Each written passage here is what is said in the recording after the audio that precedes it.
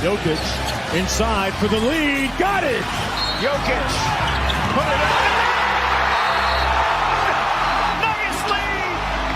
I think Michael Porter's the second best player on that team. What, today? No, by the end of the season, he's going to be the second best player. Last night it was the NBA suspending its season after Rudy Gobert of the Utah Jazz tested positive for the coronavirus. This hiatus will be at least 30 days. Nikola Jokic's father acknowledged that he did indeed test positive. What are you hearing about how he got it and when he plans to return to the States? This thing is so scary. We don't know anything about it.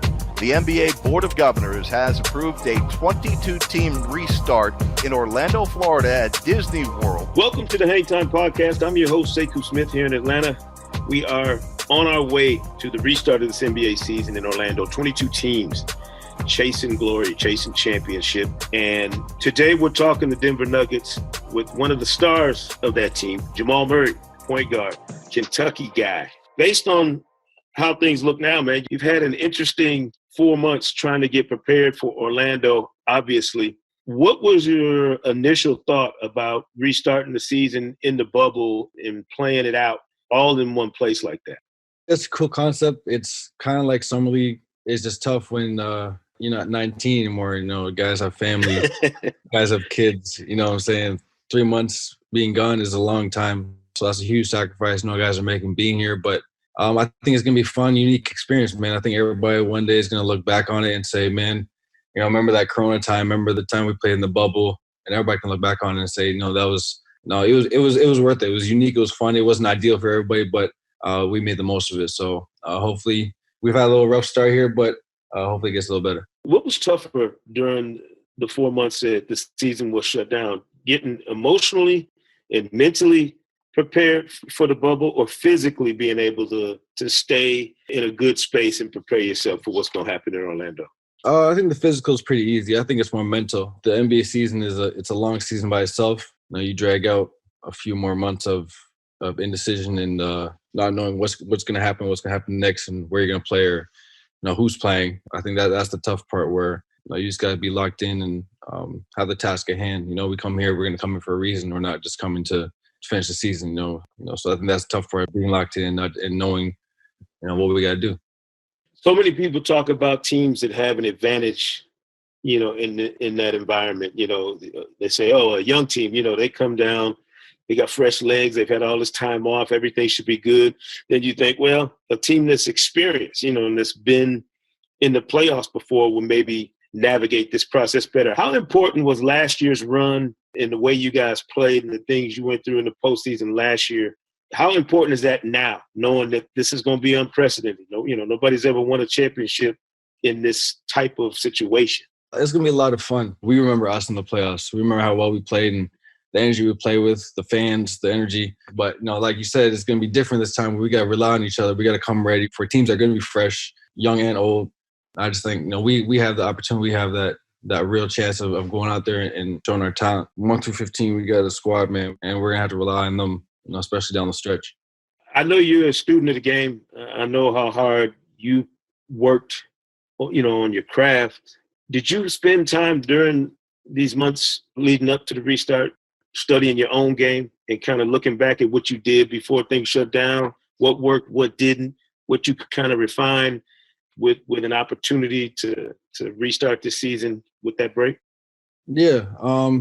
Like you said, I studied a lot of my game. I noticed how many shots I pass up from three. Just not being ready, or, at Kentucky, you knew that was going up, in Denver, I'm not putting it up as much. So I'm just kind of getting back to that mentality of being shot ready and being, when I get that ball, I'm ready to let it fly, so that, the defense has to react to how I'm playing. So just all about tempo. There's going to be no fans. It's going to be a whole different game. It's going to be more of a pickup game and probably a little fast-paced too. So it's going to be a different experience because you're not going to know what to expect and how guys are going to come out. But now I'm ready for that. It's going to be a lot of fun. And at the end of the day, it's just basketball. I would imagine, too, that this is going to be an environment where, most everybody in the league has come up on the circuit playing travel ball of some sort, where, you show up to the gym with your backpack, your shoes, and you just hoop. That kind of pure basketball environment. Is that something that you think, not just yourself, but maybe some other players, are looking forward to having an opportunity where everybody, the entire league, is going to be in the same spot playing games, and everybody watching everybody? It's kind of a throwback, isn't it? Yeah, it's gonna be cool because we're gonna have other teams watching, other teams at the game. I think that's gonna be, a cool vibe where it's not the crowd going crazy. It might be the other team going crazy reacting to a play. It might have a different feel to it, So it's gonna be weird, but it's gonna be different. It's gonna be fun. I think we're all gonna have fun at the end of the day. And I think it's cool too that, like you said, you're not just having to get thrown into it. I mean, how critical do you think? Obviously, getting there early, getting some work in, kind of a second training camp, if you will, then having the seeding games. How important is that for a team that knows it's in the playoffs already to get the right kind of work in during these 8 seeding games? No, I think it's very important. I think the NBA did a good job of scheduling games and preparing for teams that need to be prepared and giving a chance to teams that haven't gotten to the playoffs, give them a chance to get in. So I think it goes both ways, giving us a couple games both ways. And I think we'll be fine. No, we just need to get our whole team here. I know, Joker's still way out there playing with horses and stuff.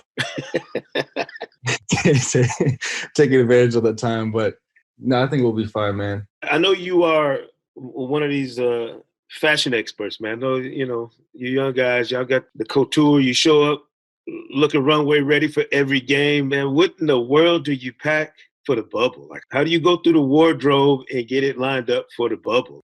I just brought a lot of chill stuff. It's rained the past 3 days since but I packed a lot of chill stuff. I knew it was gonna be hot. There's a lot of stuff that I missed out on that I got to ship over or hop on Amazon for.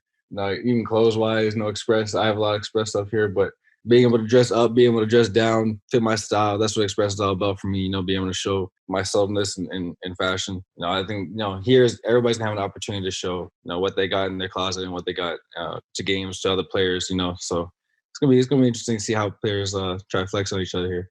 Yeah, I heard PJ Tucker has like 60 pairs of shoes that he showed up with and is supposed to get more.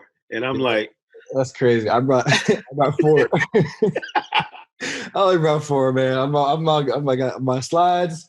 I'm gonna wear my couple Yeezys, man. It's like keep it simple. Keep it simple, man. Yeah, I think if we look at just the culture of the NBA, and everybody knows it's a brotherhood. A lot of you guys have played together in college, played together even before you got to college. I think it's going to be such an interesting environment seeing the players interacting. Normally in the playoffs, we see the Eastern Conference guys on one side, West on the other, and then they don't meet until there's 2 left. This is an opportunity, like I said, not just for the basketball culture, but for the culture off the court, the fashion and the style. And how excited are you to not only lock in and get back to business, but also maybe get a chance to build camaraderie as an entire body of NBA players in Orlando? I think it's cool because it's not just players, it's the staff, it's overseas players, it's guys from other teams that aren't even from this country I get to see. So I think it's gonna be fun just to, like I said, just talk and have a conversation with them. We don't play Toronto 4 times or Indiana 4 times, so be able to go see those teams and see some friends, like Miami, I have a guy, Kyle Alexander. He's my high school teammate. Nas Long, his brother, Eli Long, we played AAU together. So there's a lot of guys I would love to see and hang out with. But it's fun that I actually get a chance to come here and we can go grab something to eat. We can go golf. We can go hoop. We can go do whatever. So it's going to be a lot of fun to be in a resort-type situation and, play basketball for a couple months. I know they got barbers and everything else, man. Like, we're going to have teams rocking quarantine beards, high top fades. Like, What's the protocol for how guys are going to take care of themselves in that respect? I think guys are going to keep themselves shaped up. I'm still thinking about what I want to do, man. I'm not sure. I don't know if I want to cut it or just rock it out for the rest of the time, but we'll see. I don't know. I might just take a poll and just say, should I cut it? I'm really struggling right now, man. I'm really struggling. I don't know. Well, look, we appreciate it, man. Look, and if you keep it, just know, like, Warriors keep the beard, man. They go into the playoffs, baseball players, they like to do that, Nothing wrong with NBA players showing up looking a little more mature and distinguished with that facial hair, maybe throwback, high top fade, have some fun with it. I ain't coming here since the Dallas game before the quarantine, so I'm just trying to see how far I can go. No doubt, man. We want to see how far the Nuggets go in this restart to the season, man. We know you're going to be hugely important for that. We appreciate you taking the time, and good luck to y'all down there at the bubble, man. Thank you. Appreciate it. Thanks for having me.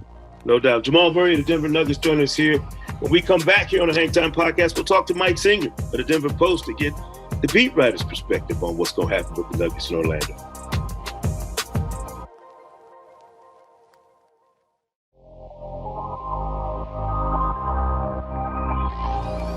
Welcome back to the Hang Time Podcast. The Denver Nuggets are our subject, and nobody better to talk about the Nuggets than Mike Singer of the Denver Post, great beat writer. Mike, how are you first and foremost, and what's the health and safety report on the Nuggets, knowing that Nikola Jokic tested positive for COVID-19 before we get there? Yeah, I'm doing well. As for Nikola Jokic, frankly, it was kind of a worst case scenario for the Nuggets. He was granted an exception to go back home, to go back to Sombor. We saw him in photos next to Novak Djokovic, who tested positive. He was at an exhibition game where another fellow player tested positive.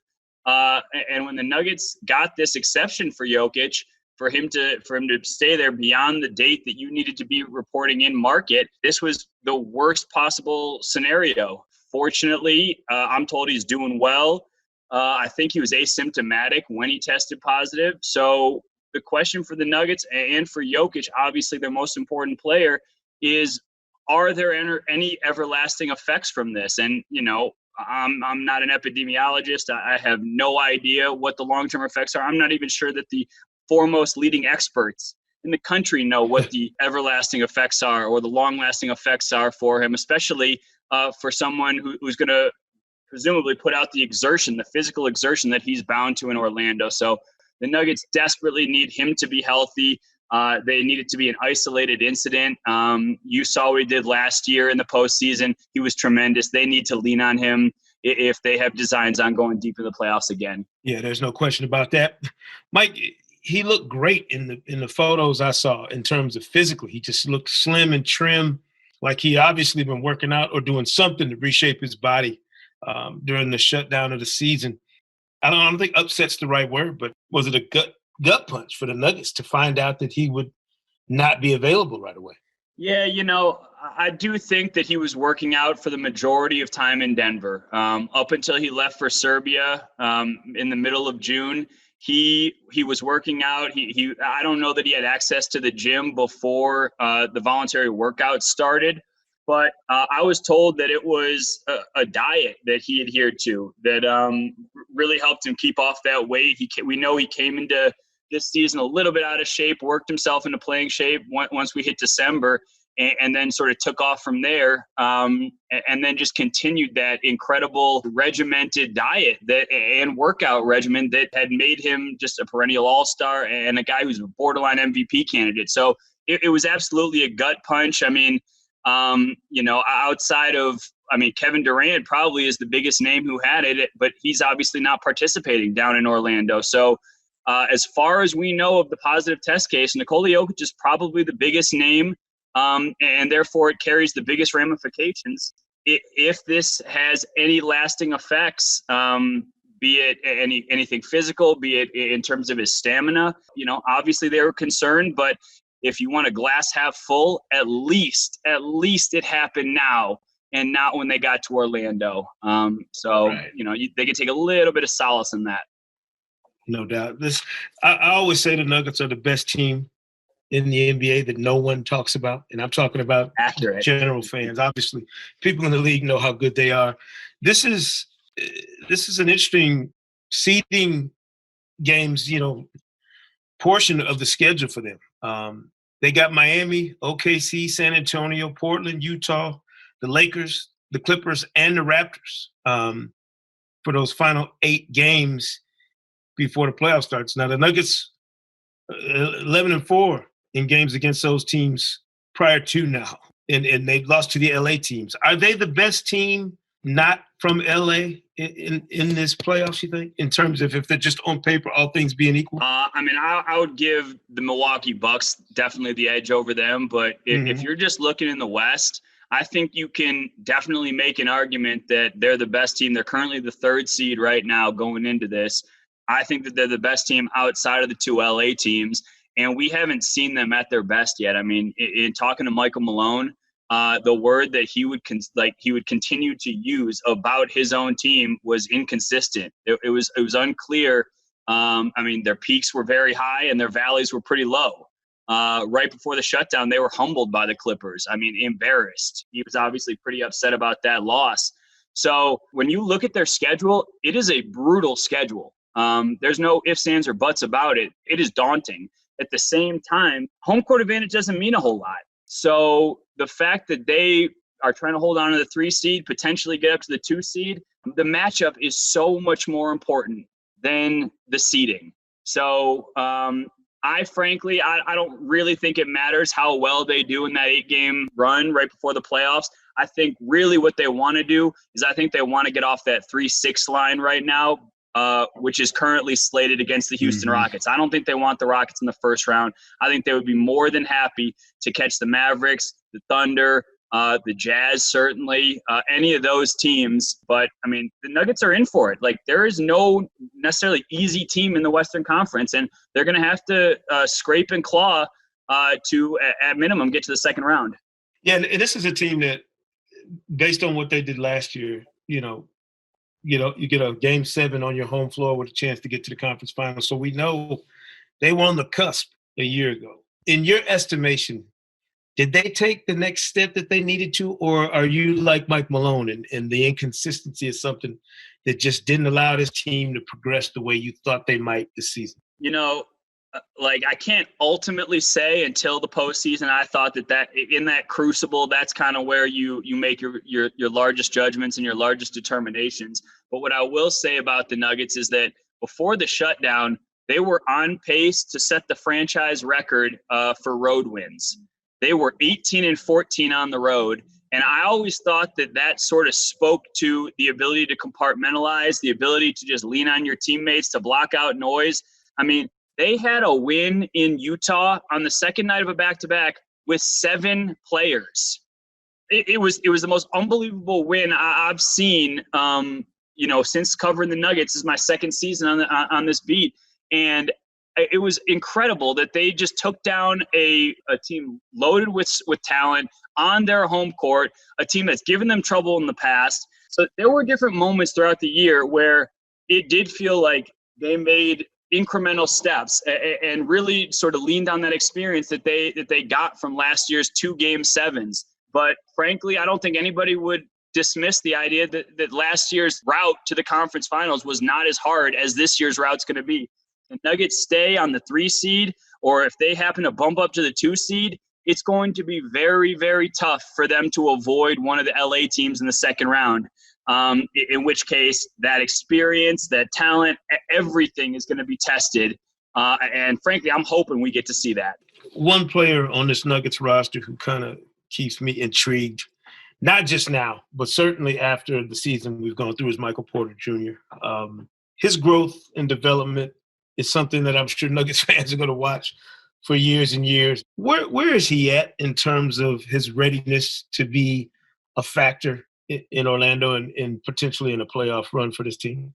It's so interesting. He has had an up and down year. First, he wasn't in the rotation. Then by December and certainly January, after injuries hit the team, he really took off. He had his best month of the year in January. And then we were in Milwaukee, and he rolled his ankle. I think it was January 31st, and that sort of set him back. He didn't play until after the All-Star break. And it was only recently that we found out that he was still dealing with the lingering soreness in that ankle injury post-All-Star break.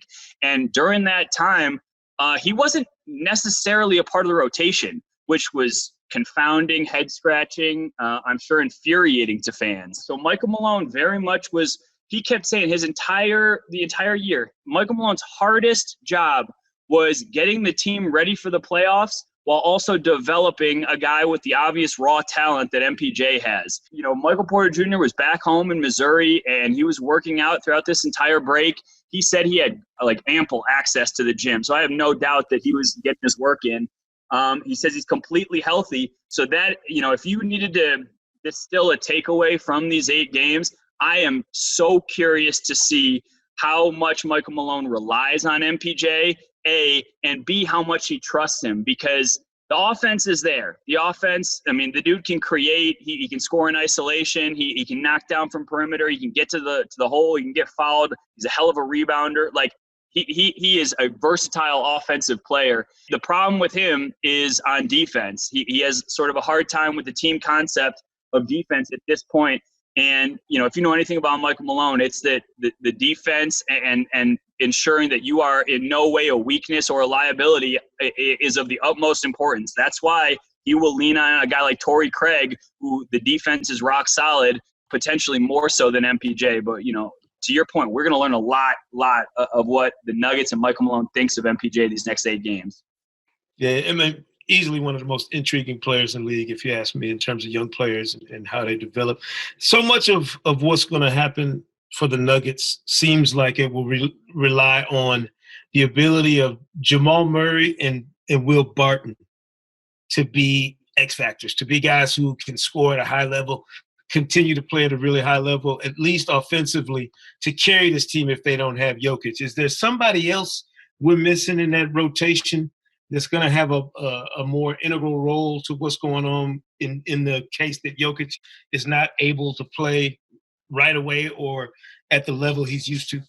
Yeah, I mean, in any circumstance, whether Jokic is healthy or whether he's a little bit inhibited, the two guys I would mention are Paul Millsap and Jeremy Grant, because Paul Millsap has kind of been the anchor of their defense. He has protected Jokic. He really, to that team concept, he really has a great idea of how team defense works.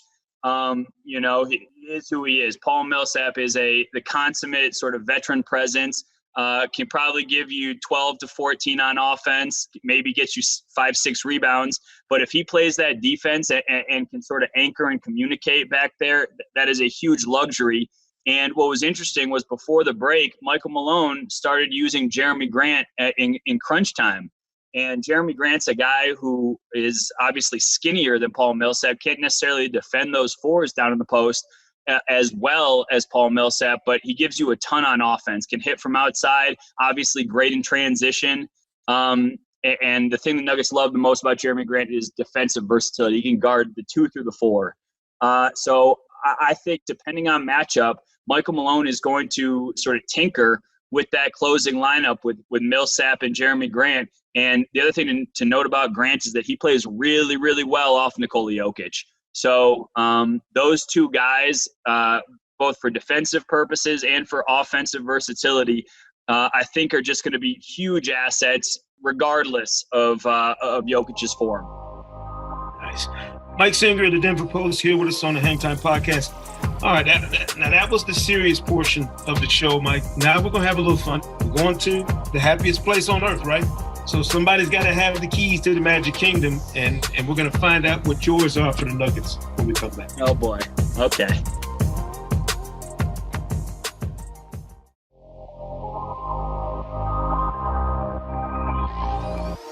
Welcome back to the Hang Time Podcast. We are here with my man Mike Singer from the Denver Post, the Nuggets beat writer, and we are in the lightning round portion of the show here, Mike. We know that everybody is focused on Orlando, and if you're going to Orlando, somebody's got to have the keys to the Magic Kingdom to get you around. So we're trying to find out what's going to make these Nuggets tick. So first and foremost, Beauty and the Beast, Mike. Which matchup in the playoffs is the beauty matchup for the Nuggets? They want the Jazz. They want the Jazz in the first round. I think they have the mental edge over them. And obviously, Bojan Bogdanovic, that injury hurts the Jazz. So I think that they are absolutely not scared of what Utah brings to the table. So what's the flip side of that? What's the beast matchup for the Nuggets? Who do they want to avoid at all costs? Excluding the LA teams, which I think is an obvious answer, they don't want to deal with the Houston Rockets. The Nuggets did not see the Rockets after they traded Clint Capella, so they have not seen the Rockets in their new form. That does not mean that James Harden and Russell Westbrook, that does not mean that that tandem cannot just pick apart the Nuggets from the perimeter in the lane. Michael Malone said earlier this year that James Harden might be the hardest guy he's ever had to game plan for. So they want no part of the Rockets. They and several other teams probably want no part of the Rockets in Orlando. The genie in a bottle in Orlando, and this is one of my favorite ones here. If you could grant the Nuggets 3 wishes heading to Orlando, what would they be? Oh, wow. They're going to need to be healthy. So Jokic is going to need to be is going to need to get right completely. They're going to need Gary Harris of 2 years ago when the dude averaged 17 points a game. They're going to need that Gary Harris, not the one who is scuffling this year and his confidence seemed to be a little bit shaken. They're going to need the guy who's a lockdown two-way player, can hit from outside, and he could really be that third spoke in terms of him playing off of Jamal Murray and Nikola Jokic. And last one, man. All right, we'll go MPJ. I mean, if he can play defense and Michael Malone trusts him, he changed the offense. He raises the Nuggets ceiling from a second-round team to a conference finalist team if he is playing at his peak, which is, again, what we saw when he was rolling in January. Right. Happiest place on earth, as I mentioned, that bubble, that environment, everybody living together. Who's the most likely to take the player lounge ping pong too seriously for the Nuggets? Seriously, it might be Jokic, but I mean, he's a player. But I'll tell you, Jamal Murray he's a gamer too. And I'll give you my dark horse ping pong is Paul Millsap. I've actually played Paul Millsap, and we won't talk about who won, but I'll just tell you, dude has game. Okay, I'll take your word for that. And I know I know he's an old school cat, so I'm sure he loves ping pong. Which Nuggets will be the rowdiest fan at an opposing team's game in Orlando? I know everybody knows each other in this league nowadays. Guys have connections that go way back to when they were, 9, 10 years old playing travel ball. Who's going to be the Nugget that's in there going crazy at somebody else's game? Can we get an exception for Isaiah Thomas to come back on the Nuggets squad? That dude yaps. And I think if the Nuggets could increase their travel party to 36, they might invite IT just to rattle everybody else. Perfect. Mr. Incredible, and we've talked about a couple of different guys, but who do you think is the single most X-factor guy that you could come up with on this roster in Orlando if things go the way they're supposed to? So I'm going to go Jamal Murray. And the reason why is I think it's unquestioned that Nikola Jokic is their most important player, but the Nuggets can win a championship with Nikola Jokic as their best player. What will determine how far they can get is how consistent Jamal Murray is. I mean, last year was his first playoff run. He had some unbelievable games. He saved the Nuggets against the Spurs. But he also had some duds. So if Jamal Murray can sort of weather the storm and bring it every night, average something 17, 6, and 4 throughout the entire playoffs and really, not just let go of the rope on any night, I think he is the guy that raises their ceiling. Everybody's going to Orlando with dreams in their eyes, fairy tale endings. Hoist the Larry O'Brien trophy if what happens in Orlando? All right, I'm just going to take you through a dream scenario. They get the 2 seed going into the playoffs. The Clippers fall to the 4 seed. So that second round, the Lakers and the Clippers go at it. One of them knocks the other out, and then somehow the Nuggets get past the winner of that series for their first ever NBA Finals experience. That's my dream scenario. I'm not even going to worry about how they deal with Giannis in the finals, but let's just get him to the finals first. That's the nightmare scenario, dealing with Giannis in the finals. But you're right. That is dream scenarios that Nuggets fans will love. Mike Singer of the Denver Post joined us here on the Hang Time Podcast as we dial in and dig deep on each and every team headed to Orlando for the July 30 restart of this NBA season. Mike, I appreciate you. Looking forward to reading all your stuff. And we'll see what happens with these Nuggets as we move forward. Thank you so much for having me. Sure. Thanks, man. We appreciate you joining us here on the Hang Time Podcast. Again, we're coming to you in the lead up to the restart of the NBA season, July 30th in Orlando, with details on each and every team. Make sure you check it out.